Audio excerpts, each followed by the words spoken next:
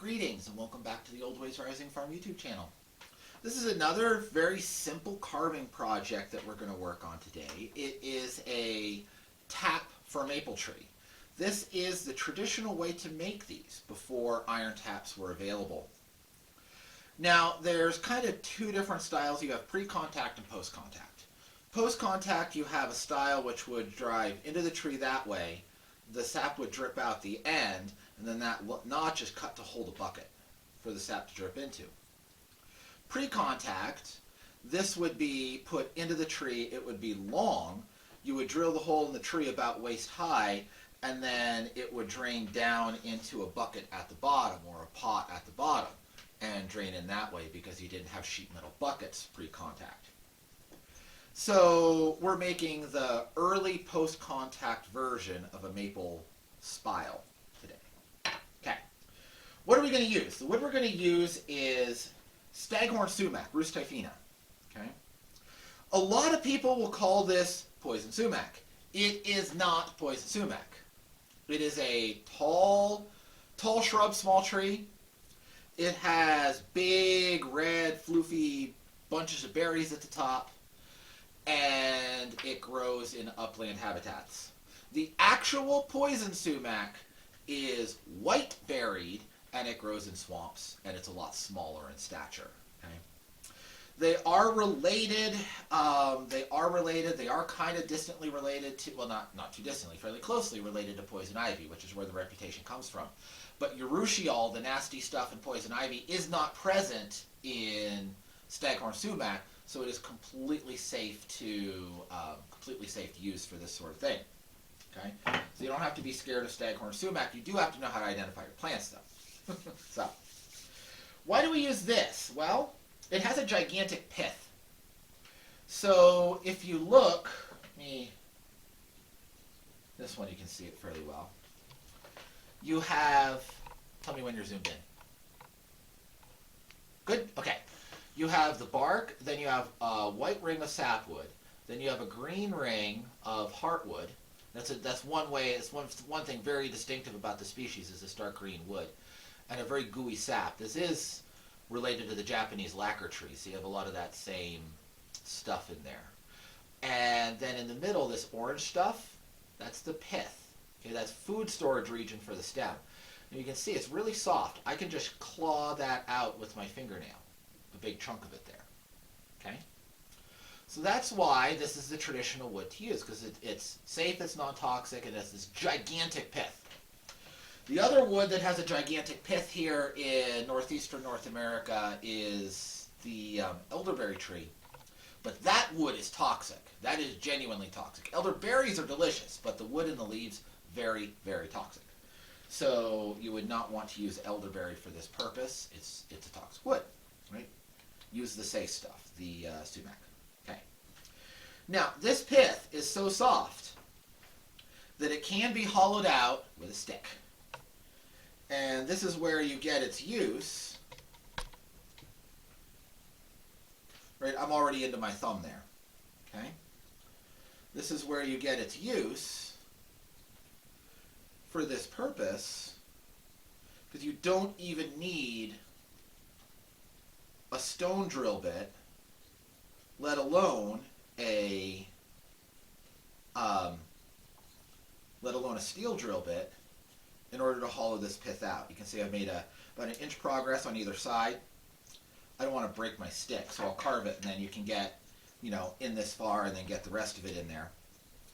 You could also take a stick and get the end on it burning, and then run a burning coal in there, if you have trouble getting all the way through this way. But none of that really answers the question, how did you get a 3-foot long hollow one? Well, when I cut this one down, and I chose this one to cut because my sheep had already girdled it, so it was going to die anyway. These 3 sections, just kind of hold them together in my hands here, are already hollow all the way through. A wood boring grub got in there and ate the pith out. Mm-hmm. And one of the things I've heard of, I've never tried it, it's kind of on my mental list of if I ever have the opportunities, I might do a little experiment here, is to deliberately hollow out a little bit, go find a wood grub underneath the bark of a dead tree, stick it in there, plug the end so he has to eat his way out. Haven't tried it. I can't vouch to the veracity of that from any kind of personal experience, but I have heard of that. It would be a fun experiment sometime. Now, in the modern world, I'm going to make a batch of these. I am just going to run a drill bit through it because it's easy and I have a drill bit. But there are the other ways that you can do it. So what do we want to do for our final shape? Well, we want this a little thicker than your thumb. Okay. We want it hollow, we want a tapered end, and we want to cut a simple notch on the other end. So if I grab one of these, first I'm just going to take all of the bark off it.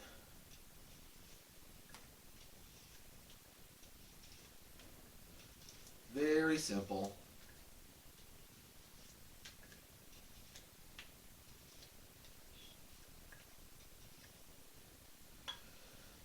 Yeah, and this is another carving project there's no pattern for. None needed. And this is a beautiful, soft carving wood. I love it. If you ever find somebody cutting down some thicker ones that would have some real actual wood on them, it's a beautiful green color in the heartwood. Weathers to a nice brown, and you can just nobody cuts it, nobody uses it for anything. So if you ever find somebody cutting some of these down, like a patch, you'll see them a lot of patches of big thick ones behind barns and whatnot. Claim it. Just take it, split it into quarters, let it dry. You'll have some really nice carving stock. This kind of has an upsweep here, so that looks like it would be good for holding onto a bucket. So I'll taper this end. It's just a simple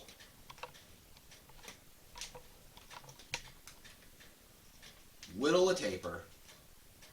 Nothing complicated. You want to leave about one growth ring there in the middle. Don't take it all the way in or that'll split.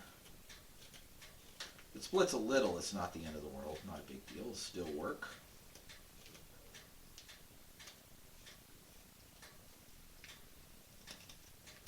You want it to be a fairly long taper.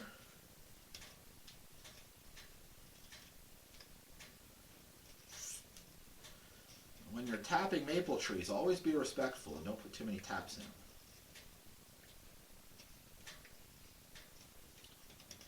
A wonderful tree. They're hardy. They give us wonderful gifts. Respect them. Okay. So there's my taper end. Now, here, if you remember my basic cuts, I want to hog off quite a bit. So I'm going to kind of cut a little groove down.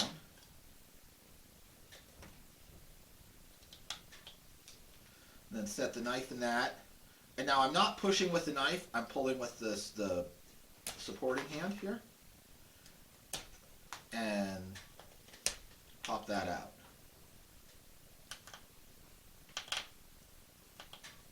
Again. A little bit of a stopping cut there.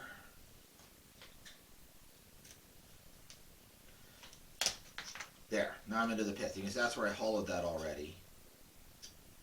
Scrape a little bit more out with the tip of the knife.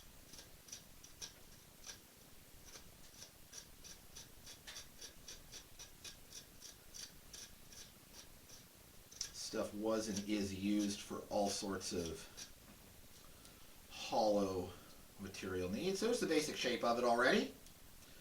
Now I'll cut a little notch in.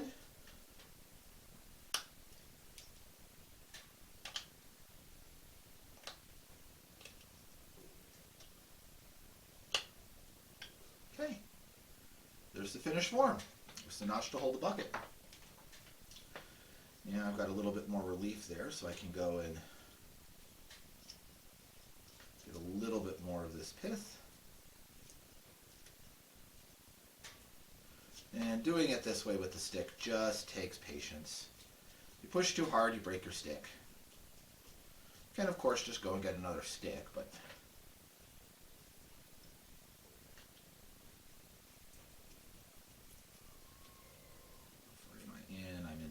there from that side.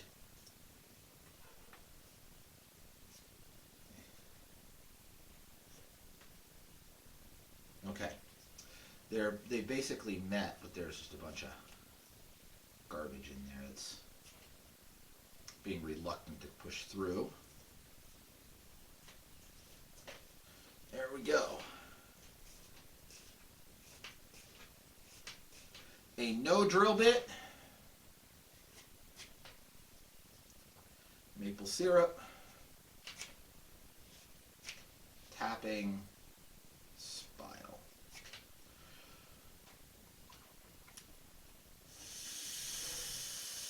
Okay. So if you enjoyed this, don't forget to like, share, and subscribe. Hit the thumbs up button so that the YouTube algorithm will recommend it out to other people, and I will see you next time.